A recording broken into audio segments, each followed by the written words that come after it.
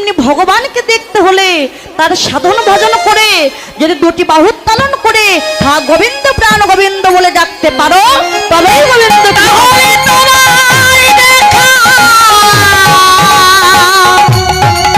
মিলে যাবে। তাই বলতে চলো সকলে আমরা ঘরে ফিরে যাই। দিন শোন হেরি গৃহেতে চলিল, শোনা